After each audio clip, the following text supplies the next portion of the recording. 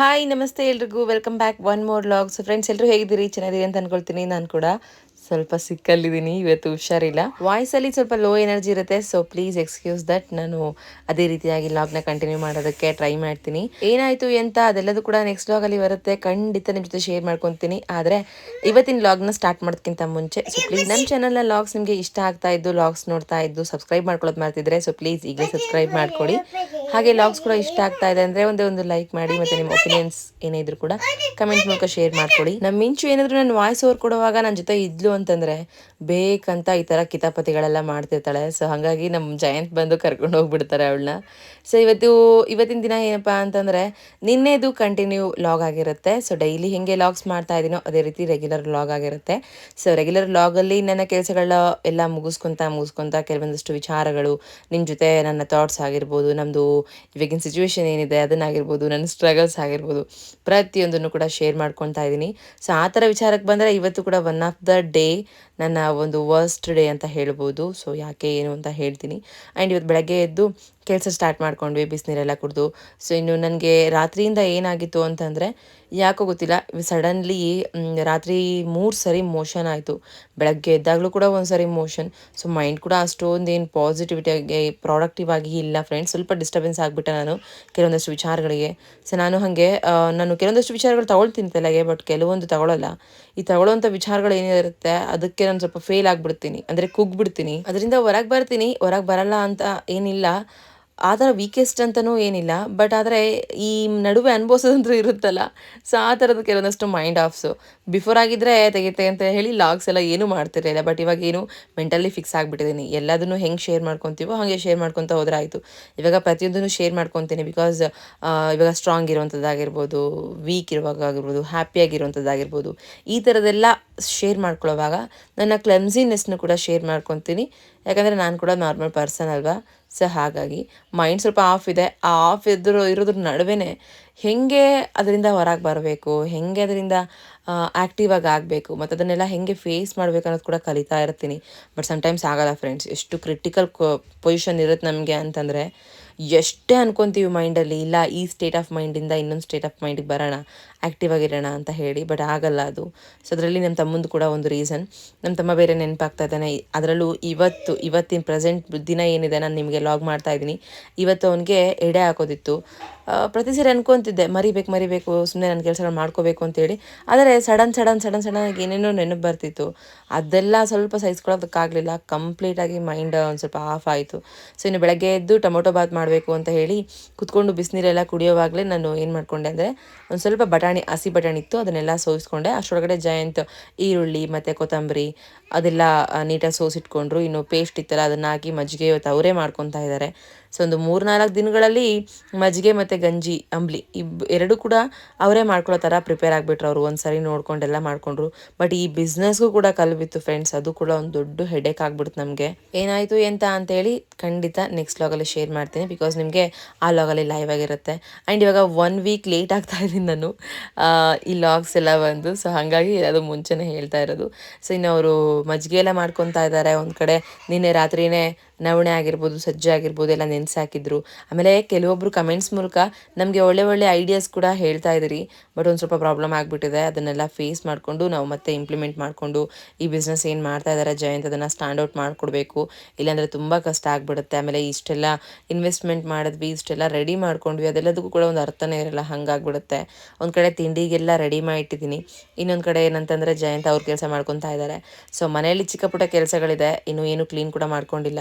ಇನ್ನು ನನಗೆ ಸಖತ್ತು ಸುಸ್ತಾಗ್ತಾ ಬಂತು ಫ್ರೆಂಡ್ಸ್. ರಾತ್ರಿಯೇ 3 ಸರಿ ಮೋಷನ್ ಮಾಡಿಕೊಂಡು ಬೆಳಗ್ಗೆ ಒಂದು ಸರಿ ಮೋಷನ್ನು, ಹೊಟ್ಟೆ ಯಾಕೋ ನೀರು ಕುಡಿದ್ರೂ ಕೂಡ ಒಂದು ಸ್ವಲ್ಪ ಹಿಂಡ್ದಂಗೆ ಆಗ್ತಿತ್ತು.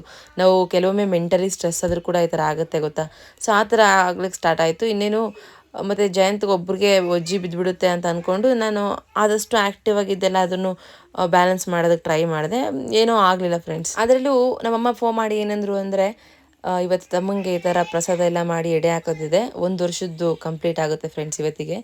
ಡೇ ಅಲ್ಲ, ಮಾರ್ಚ್ 5ಕ್ಕೆ ಅವನು ನಮ್ಮನ್ನೆಲ್ಲ ಬಿಟ್ಟೋಗಿ 1 ವರ್ಷ ಆಗುತ್ತೆ. ಬಟ್ ಅಷ್ಟರೊಳಗಡೆನೆ ಒಂದು ತಿಥಿ ಅಂತ ಇರುತ್ತಲ್ಲ, ಆ ಒಂದು ದಿನ ಕೇಳಿಸ್ಕೊಂಬಂದು ಎಡೆ ಹಾಕಂಥದ್ದಿರುತ್ತೆ, ಅದನ್ನು ಮಾಡ್ತಾ ಇರೋದು. ಅದಕ್ಕೆ ಇನ್ನು ಊರಿಂದ ದೊಡ್ಡಮ್ಮ ಮತ್ತು ನಮ್ಮ ಚಿಕ್ಕಮ್ಮಂದರು ಮತ್ತು ಇಲ್ಲಿರೋವಂಥ ನಮ್ಮ ಅಕ್ಕ, ನಮ್ಮ ಅಕ್ಕನ ಮಕ್ಕಳು, ಮಾವಂದರು, ಸೋದರ ಮಾವ ಅವರೆಲ್ಲ ಬರ್ತಿದ್ದಾರಲ್ಲ, ಅವರೆಲ್ಲ ಅಲ್ಲೇ ಊಟ ಮಾಡೋ ಹಾಗಿಲ್ಲ. ಅದಕ್ಕೆ ಕಾವ್ಯನ ಮನೇಲಿ ಅಥವಾ ದಿವ್ಯನ ಮನೇಲಿ ಅಡುಗೆ ಮಾಡಿಸಿ ಬಂದಿರೋರೆಲ್ಲ ಊಟ ಮಾಡ್ತಾರೆ ಅಂತ ಹೇಳಿದರು. ಅದಕ್ಕೆ ಇನ್ನು ಕಾವ್ಯವ್ರ ಮನೇಲಿ ಸಫಿಷಿಯೆಂಟ್ ಆಗಲ್ಲ ಅಂತ ಹೇಳಿ ನಮ್ಮ ನನಗೆ ಫೋನ್ ಮಾಡಿ, ದಿವ್ಯ ನಿಮ್ಮ ಮನೇಲಿ ಮಾಡೋದ ಹೆಂಗೆ ಅಂತಂದರು. ನಮ್ಮ ಸರಿ ಮಾಡೋಣ ಬಿಡು, ಅದಕ್ಕೇನೆಲ್ಲ ಪ್ರಿಪೇರ್ ಮಾಡ್ಕೊತೀವಿ ಅಂತ ಹೇಳಿಬಿಟ್ಟಿದ್ದೆ. ಸೊ ಇನ್ನು ನಾನು ಅದೆಲ್ಲದು ಹೇಳಿದ್ದೀನಿ. ಇನ್ನು ನಾನು ಈ ಥರ ಹುಷಾರಿಲ್ದಂಗೆ ಆಗಿಬಿಟ್ರೆ ತೊಂದರೆ ಆಗ್ಬಿಡುತ್ತಪ್ಪ ಇನ್ನು ಅಂತ ಅಂದ್ಕೊಂಡು ಸಡನ್ಲಿ ಏನು ಅಂದ್ಕೊಂಡೆ ಅಂತಂದರೆ, ಒಂದು ಇಂಜೆಕ್ಷನ್ ಮಾಡಿಸ್ಕೊಂಬಂದ್ಬಿಡೋಣ, ಹೋಗಿ ಮೆಡಿಸಿನ್ಸ್ ತರೋಣ ಅಂತ ಅಂದ್ಕೊಂಡು ಹಾಗೆ ಮಾತಾಡ್ಕೊಂಡು ತಿಂಡಿ ಮಾಡ್ತಾಯಿದ್ದೆ. ಮಮ್ಮಿ ಒಂದು ಸ್ವಲ್ಪ ತಡ್ಕೊಳಕ್ಕಾದ ತಡ್ಕೊತೀನಿ, ಇಲ್ಲ ಅಂತಂದರೆ ಹಾಸ್ಪಿಟ್ಲಿಗೆ ಹೋಗಿ ಬರ್ತೀನಿ ಅಂತೇಳಿ ಬಿಫೋರೇ ಹೇಳಿದ್ದೆ. ಇನ್ನು ಅವರು ಒಂದು ಕಡೆ ಎಲ್ಲ ಅಂಬ್ಲಿ ಎಲ್ಲ ರೆಡಿ ಮಾಡ್ಕೊತಾ ಇದ್ದಾರೆ, ನವಣೆ ಸಜ್ಜೆ ಇದನ್ನೆಲ್ಲ.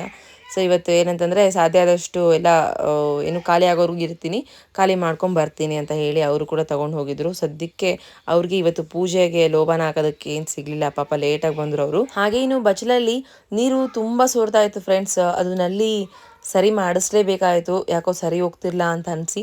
ಸೊ ನೀರು ಆ ಥರ ಪದೇ ಪದೇ ಪದೇ ಮನೆಯಲ್ಲಿ ಲೀಕ್ ಆಗ್ತಾ ಇದ್ದರೆ ಕೆಟ್ಟದ್ದು ಅಂತ ಹೇಳಿ ಬಂದಿರೋರೆಲ್ಲ ಬೈತಿದ್ರು.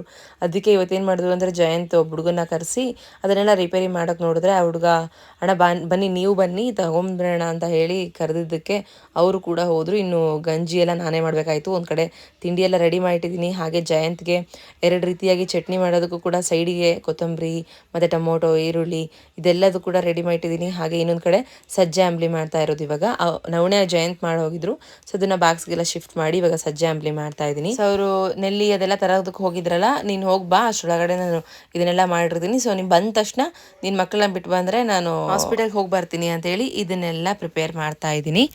ಫ್ರೆಂಡ್ಸ್, ಹೊಟ್ಟೆ ಸಖತ್ತು ಪೇನ್ ಆಗ್ತಾ ಇತ್ತು, ತಡ್ಕೊಳ್ಳೋದಕ್ಕೆ ಆಗಲಿಲ್ಲ ನನಗೆ. ನಾನು ಅಂದರೆ ಮುಖ ತೊಳ್ಕೊಂಡು ಜಯಂತ್ ಹೇಳಿ ಹೋಗಿ ಒಂದು ಇಂಜೆಕ್ಷನ್ ಮಾಡಿಸ್ಕೊಂಡು ಬಂದು ಟ್ಯಾಬ್ಲೆಟ್ ತಗೊಂಡು ಮತ್ತೆ ಈಗ ಕ್ವಿಕ್ಕಾಗಿ 10 ಆಗಿದೆ. ಜಯಂತ್ಗೆ 2 ರೀತಿಯಾಗಿ ಚಟ್ನಿ ಮಾಡಿ ಕೊಟ್ಟಿದ್ದೀನಿ. ಸೊ ಇದು ಗ್ರೀನ್ ಚಟ್ನಿ, ಇದು ಕೆಂಪು ಚಟ್ನಿ, ಇದು 2 ಥರನೂ ಚಟ್ನಿ ಮಾಡಿ ರೆಡಿ ಮಾಡಿಟ್ಟೆ. ಇನ್ನು ಅವರೆಲ್ಲ ರೆಡಿ ಮಾಡ್ಕೊಂಡಿದ್ದಾರೆ. ಪಾಪ ನಾನು ಬರೋದ್ರೊಳಗಡೆ ಸಜ್ಜೆ ಗಂಜಿ ಅರ್ಧ ಮಾಡಿದ್ದೆ, ಇನ್ನು ಬಿಟ್ಟರೆ ರಾಗಿ ಗಂಜಿ ಎಲ್ಲ ಮಾಡಿಕೊಂಡು ಎಲ್ಲ ಹೊರಗಡೆ ಇಟ್ಕೊಂಡಿದ್ದಾರೆ. ಸೊ ನಂದಿನ್ನು ಸಖತ್ ಕೆಲಸ ಇದೆ ಮನೇಲಿ, ಏನೂ ಎಲ್ಲ ಪೆಂಡಿಂಗ್ ಹಾಗೆ ಉಳ್ಬಿಟ್ಟಿದೆ. ಇವಾಗ ಅದರದ್ದು ಚಿಂತೆ ನನಗೆ. ಇನ್ನು ನಾನು ನನ್ನ ಕೆಲಸ ಸ್ಟಾರ್ಟ್ ಮಾಡ್ಕೊತೀನಿ. ಅವರು ಹೊರಟಿದ್ದಾಯಿತು. ಸರಿನಾ, ಇದು 2 ಚಟ್ನಿ. ಜಯಂತೆಲ್ಲ ಹೋಗಿದ್ದಾದ್ಮೇಲೆ ನಾನು ಇನ್ನು ಮನೆಯಲ್ಲಿ ಕಿಚನ್ ಕ್ಲೀನ್ ಮಾಡ್ಕೋಬೇಕು ಅಂತ ಹೇಳಿ ಪ್ರತಿಯೊಂದು ಪಾತ್ರೆ ಎಲ್ಲ ಹಿಡಿದು ಎಲ್ಲದೂ ಕ್ಲೀನ್ ಮಾಡ್ಕೊತಾ ಇದ್ದೆ. ಯಾಕಂದರೆ ಅಡುಗೆ ಮಾಡೋವಾಗ ಮತ್ತು ಅವ್ರಿಗೆ ಕೈಯಲ್ಲಿ ಕಾಲಲ್ಲೆಲ್ಲ ಡಿಸ್ಟರ್ಬ್ ಆಗಿಬಿಡುತ್ತೆ ಅಂತ ಪ್ರತಿಯೊಂದು ನೀಟಾಗಿಟ್ಟು ಕ್ಲೀನ್ ಮಾಡ್ಕೊತಾ ಇದ್ದೆ. ಇನ್ನು ಕಸ ಕೂಡ ಹೊಡೆದಿರಲಿಲ್ಲ, ಒಂದು ಕಡೆಯಿಂದ ಡೀಪಾಗಿ ಹೊಡ್ಕೊಂಬರೋಣ ಅಂತೇಳಿ. ಬಟ್ ಅಷ್ಟರೊಳಗಡೆ ಒಂದು 12 ಗಂಟೆ ಸುಮಾರು ಅಷ್ಟೊತ್ತಿಗೆ ನಮ್ಮ ಚಿಕ್ಕಮ್ಮ ಮತ್ತು ಕಾವ್ಯ ಇಬ್ಬರು ಕೂಡ ಬಂದು ಎಲ್ಲ ತರಕಾರಿ ಇವತ್ತಿಗೆ ಏನು ಪಾಯಸ, ಪಲ್ಯ ಮತ್ತು ಅನ್ನ, ಸಾಂಬಾರು ಇಷ್ಟಕ್ಕೂ ಏನೇನು ಬೇಕು A to Z ಎಲ್ಲದೂ ಕೂಡ ತಂದಿದ್ರು. ಸೊ ನಮ್ಮ ಮನೇಲಾದರೆ ಅಡುಗೆ ಮಾಡೋದಕ್ಕೆ ಮತ್ತು ಎಲ್ಲರೂ ಬಂದು ಕೂತ್ಕೊಂಡು ಊಟ ಮಾಡೋದಕ್ಕೆ ಸ್ವಲ್ಪ ಸ್ಪೇಸ್ ಕೂಡ ಆಗುತ್ತೆ ಅಂತ ಹೇಳಿ ಇಲ್ಲಿ ಅರೇಂಜ್ಮೆಂಟ್ ಮಾಡಿದ್ವಿ ಎಲ್ಲರಿಗೂ ಕೂಡ. ಸೊ ಒಂಥರ ಅದು ನಮ್ಮ ಮನೇಲಿ ಮಾಡ್ದಂಗೆ ಆಗುತ್ತೆ, ಆವಾಗ ಎಲ್ಲರೂ ತಿನ್ಬೋದು ಅಂತೇಳಿ. ಕೆಲವೊಬ್ಬರು ತಿನ್ಬೋದು ಅಂತ ಹೇಳಿ ತಿಂತಾರೆ, ಕೆಲವೊಬ್ರು ನಮ್ಮ ಮನೇಲಿ ತಿನ್ನಂಗಿಲ್ಲ ಅಂತ ಹೇಳಿ ಹೋಗ್ಬಿಡ್ತಾರೆ. ಸೊ ಆ ಥರ ಹೋಗೋದು ಬೇಡ, ಬಂದಿರೋರೆಲ್ಲ ಊಟ ಮಾಡ್ಕೊಂಡೇ ಹೋಗಲಿ ಅಂತ ಅಂದ್ಕೊಂಡು ಇದನ್ನೆಲ್ಲ ಪ್ರಿಪೇರ್ ಮಾಡ್ತಾಯಿದ್ವಿ. ನಮ್ಮಪ್ಪ ಇನ್ನೂ ಚೆನ್ನಾಗಿ ಮಾಡೋಣ ಹಾಗೆ ಹಿಂಗೆ ಅಂತಂದ್ರೆ, ಸುಮ್ಮನಿರಪ್ಪ ಮನಸ್ಸೇ ಇಲ್ಲ ಮೊದಲೇ ಮಾಡೋದಕ್ಕೆ ಅಂಥದ್ರಲ್ಲಿ ನೀನು ಇನ್ನೂ ಚೆನ್ನಾಗಿ ಮಾಡಬೇಕು ಅಂತ ಏನಂತೀಯ ಅಂತ ಅಂದ್ಕೊಂಡು ಎಷ್ಟು ಸಾಧ್ಯ ಆಗುತ್ತೋ ಸಿಂಪಲಾಗಿ ಮಾಡ್ತಾಯಿದ್ವಿ. ಇನ್ನು ನಾನು ಒಂದು ಕಡೆ ಕಿಚನ್ ಎಲ್ಲ ಕ್ಲೀನ್ ಮಾಡಿಕೊಂಡು ಕಸ ಹೊಡ್ಕೊಟ್ರೆ, ಇಲ್ಲಿ ಇವರು ತರಕಾರಿ ಎಲ್ಲ ಹೆಚ್ಕೊಂಡು ಕ್ಲೀನ್ ಮಾಡ್ತಾಯಿದ್ದಾರೆ.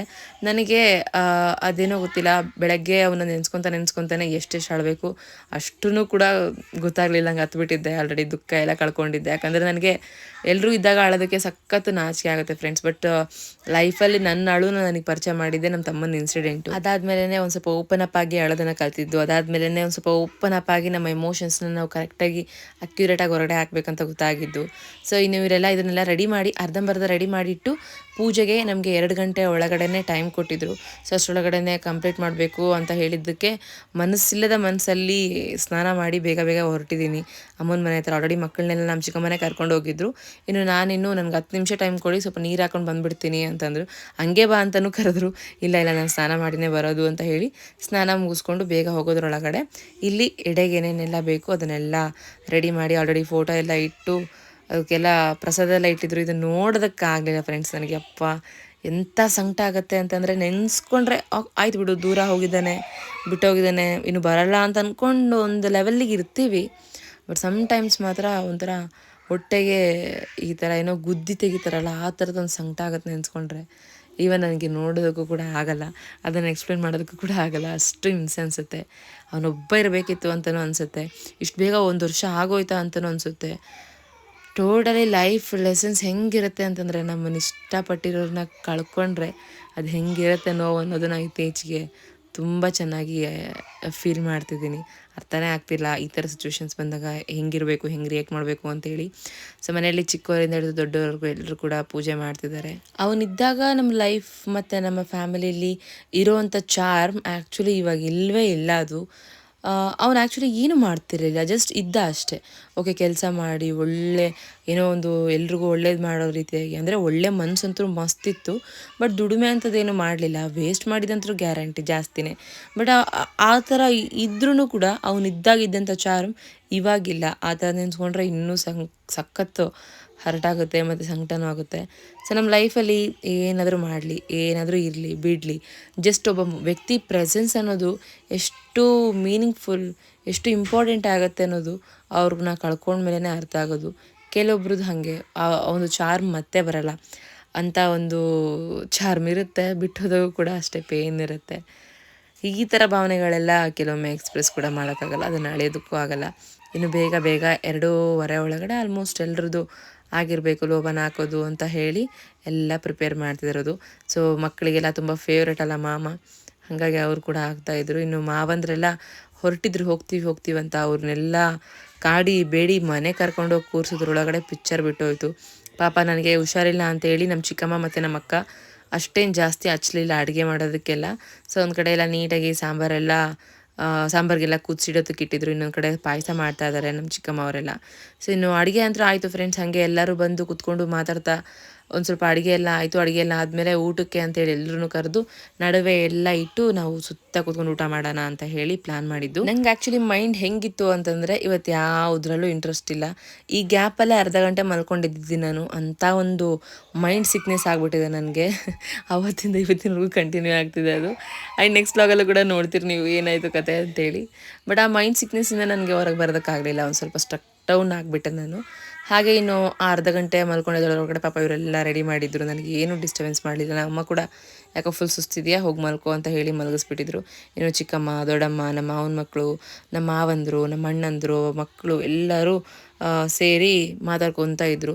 ಎಲ್ರಿಗೂ ಅಷ್ಟೇನು ಮುಖದಲ್ಲಿ ಖುಷಿ ಇಲ್ಲ ಮತ್ತು ಮನಸ್ಸಲ್ಲಿ ಖುಷಿ ಇಲ್ಲ. ಊಟ ಅಂತೂ ಮಾಡಬೇಕಲ್ವ, ಆ ಥರದೊಂದು ಫೀಲ್ ಇತ್ತು. ಇನ್ನು ನಗುವಲ್ಲದ ನಗುವಲ್ಲಿ, ಮಾತಲ್ಲದ ಮಾತಲ್ಲಿ ಕೂತ್ಕೊಂಡು ಫ್ಯಾಮಿಲಿ ಎಲ್ಲ ಒಂದು ಸ್ವಲ್ಪ ಹೊತ್ತು ಟೈಮ್ ಸ್ಪೆಂಡ್ ಮಾಡಿ, ಒಂದು ಸ್ವಲ್ಪ ಹೊತ್ತು ಮಾತಾಡಿ ನೆಕ್ಸ್ಟ್ ಏನು ಅಂತ ಎಲ್ಲ ಹಂಗೆ ಇರುತ್ತಲ್ಲ. ನಮ್ದಂತೂ ಫಸ್ಟ್ ಆಫ್ ಆಲ್ ಫ್ಯಾಮಿಲಿ ಸೇರಿದ್ವಿ ಅಂತಂದರೆ ಭಯಂಕರ ಎಂಜಾಯ್ ಮಾಡ್ತೀವಿ. ಅವನೊಬ್ಬ ಇಲ್ಲ ಅನ್ನೋದೊಂದು ಸ್ವಲ್ಪ ಕೆಲವೊಬ್ರು ನೆನೆಸ್ಕೊಂಡು ದುಃಖ ತಂದ್ಕೊಂಡ್ರೆ, ಇನ್ನು ಕೆಲವೊಬ್ರು ನೆನೆಸ್ಕೊಂಡು ಅದನ್ನು ಓಕೆ ಆಯಿತು ಬಿಡಿ ಅಂತ ಹೇಳಿ ಸಮಾಧಾನ ಮಾಡ್ತಾರೆ. ಇನ್ನು ಊಟನೂ ಕೂಡ ಇವತ್ತು ನನಗೆ ಅದು ಏನು ಟೇಸ್ಟು ಎಂತ ಏನು ಅಂತಲೂ ಆಗಿಲ್ಲ. ನೆಕ್ಸ್ಟ್ ದಿನ ಕೇಳ್ತಾ ಇದ್ದಾರೆ, ಯಾಕೆ ಹಾಗಿದ್ದೆ, ಯಾಕೆ ನಿನಗೇನು ಅನ್ನಿಸ್ಲಿಲ್ಲ, ಯಾಕೆ ನಿನಗೆ ಊಟದ ಬಗ್ಗೆ ಏನು ಹೇಳಿಲ್ಲ ಅಂತೇಳಿ. ನನಗೆ ಆ್ಯಕ್ಚುಲಿ ಆವಾಗ ನಾನು ಒಪಿನಿಯನ್ಸ್ ಕೊಡೋದಕ್ಕೆ ಸ್ಟಾರ್ಟ್ ಮಾಡಿದ್ದು. ಆವಾಗ ಅನ್ನಿಸ್ತು ನನಗೆ, ಓಕೆ ನಿನ್ನೆ ಫುಲ್ ಕಂಪ್ಲೀಟಾಗಿ ನನಗೆ ಮೈಂಡ್ ಆಫ್ ಇತ್ತು ಅಂತೇಳಿ. ಈ ಥರದೊಂದು ಚಾಲೆಂಜಸ್ನ ಫೇಸ್ ಮಾಡುವಾಗ ಮೈಂಡಲ್ಲಿ ಕಾನ್ಸ್ಟೆಂಟ್ ಇರುತ್ತೆ ಅಲ್ವಾ. ಸೊ ನನಗೂ ಕೂಡ ಒಂದು ಸ್ವಲ್ಪ ಟೈಮ್ ಬೇಕು ಫ್ರೆಂಡ್ಸ್, ಈ ಥರದ್ದು ಕೆಲವೊಂದಷ್ಟು ಡೀಪ್ ಹೊಡೆತ ಬಿದ್ದಾಗ. ಇನ್ನು ಒಬ್ಬೊಬ್ಬರೇ ಬಂದು ಕೂತ್ಕೊಂಡು ಊಟ ಮಾಡೋದ್ರೊಳಗಡೆ ಟೈಮ್ ಹಿಡಿತು. ಎಲ್ಲ ಕೂತ್ಕೊಂಡು ಊಟ ಮಾಡ್ತಿದ್ವಿ. ಆ್ಯಂಡ್ ನಾನು ಕೂಡ ಊಟ ಮಾಡಿದ ನೆಕ್ಸ್ಟ್ ಏನೋ ತುಂಬ ಹೊತ್ತು ಎಲ್ಲ ಕೂತ್ಕೊಂಡು ಟೈಮ್ ಸ್ಪೆಂಡ್ ಮಾಡಿದ್ವಲ್ಲ, ಅದಾದಮೇಲೆ ಯಾವುದೇ ರೀತಿಯಾಗಿ ಲಾಗ್ಸ್ ಎಲ್ಲ ಏನು ಕಂಟಿನ್ಯೂ ಮಾಡಲಿಲ್ಲ. ಎಲ್ಲ ಅಡುಗೆ ಕೂಡ ಹಾಗೆ ಇತ್ತು. ಇನ್ನು ಊಟ ಬಿಟ್ಟರೆ ಇನ್ನೇನು ಕೆಲಸ ಇರಲಿಲ್ಲ ಅಂತ ಹೇಳಿ ಲಾಗ್ ಏನು ಶೂಟ್ ಮಾಡಲಿಲ್ಲ, ಕಂಪ್ಲೀಟ್ ಮೈಂಡ್ ಆಫ್ ಆಗಿತ್ತು ಅಂತ ಹೇಳಿ ಹಂಗೆ ಬಿಟ್ಬಿಟ್ಟೆ. ಹಾಗೆ ಇನ್ನು ನಮ್ಮ ಅಕ್ಕ ಎಲ್ರಿಗೂ ಊಟಕ್ಕೆ ಇಟ್ಕೊಡೋರ್ಗೂ ಅವಳು ಊಟ ಮಾಡಲಿಲ್ಲ. ಸೊ ಎಲ್ಲರೂ ಬಂದಾದಮೇಲೆ ಕೂತ್ಕೊಂಡು ಊಟ ಮಾಡಿದಾದಮೇಲೆ ನಾವಿನ್ನು ಅವ್ರವ್ರ ಕೆಲಸ ಮಾಡ್ಕೊಳ್ಳೋದಕ್ಕೆ ಅವರೆಲ್ಲ ಹೋದರು, ಊರಿಗೆ ಕೆಲವೊಬ್ಬರು ಹೋದರು. ಆ್ಯಂಡ್ ಅವ್ರವ್ರ ಮನೆಗೆ ಹೋದಾಗ ನಾವಿನ್ನು ನಮ್ಮ ಮನೇಲಿ ಸುಮ್ಮನೆ ಸಪ್ಪು ಕೂತ್ಕೊಂಡಿದ್ವಿ. ಹಾಗಾಗಿ ಲಾಗ್ನ ಕಂಟಿನ್ಯೂ ಮಾಡಲಿಲ್ಲ. ಇಲ್ಲಿಗೇ ಈ ಲಾಗ್ನ ಎಂಡ್ ಮಾಡ್ತಾಯಿದ್ದೀನಿ. ಆಗ ಗೊತ್ತು ನನಗೆ ಈ ಲಾಗಲ್ಲಿ ಅಷ್ಟೇನು ನಾನು ಶೇರ್ ಮಾಡ್ಕೊಂಡಿಲ್ಲ ಆ್ಯಂಡ್ ಶಾರ್ಟ್ ಲಾಗ್ ಆಯಿತು ಅಂತೇಳಿ. ಬಟ್ ಸಿಚುವೇಶನ್ ಹೀಗೆ ಇದೆ. ಐ ಹೋಪ್ ನಿಮ್ಮೆಲ್ರಿಗೂ ಲಾಗ್ ಇಷ್ಟ ಆಯಿತು ಅಂತ ಅಂದ್ಕೊತೀನಿ. ಇಷ್ಟ ಆಗಿದ್ರೆ ಒಂದೇ ಲೈಕ್ ಮಾಡಿ, ಮತ್ತು ನಿಮಗೆ ಏನೇ ಹೇಳಬೇಕು ಕೇಳಬೇಕಂತ ಇದ್ರೂ ಕೂಡ ಕಮೆಂಟ್ ಮೂಲಕ ಶೇರ್ ಮಾಡ್ಕೊಳ್ಳಿ. I am waiting for your comments. ಮತ್ತು ಯಾರಾದರೂ ಚಾನಲ್ನ ಸಬ್ಸ್ಕ್ರೈಬ್ ಮಾಡ್ಕೊಂಡಿಲ್ಲ ಅಂದರೆ ಸೊ ಪ್ಲೀಸ್ ಈಗಲೇ ಸಬ್ಸ್ಕ್ರೈಬ್ ಮಾಡ್ಕೊಳ್ಳಿ. ಮತ್ತು ನಾಳೆ ಲಾಗಲ್ಲಿ ಸಿಗ್ತೀನಿ. ಅಲ್ಲಿವರೆಗೂ keep watching, keep supporting. Thank you, bye.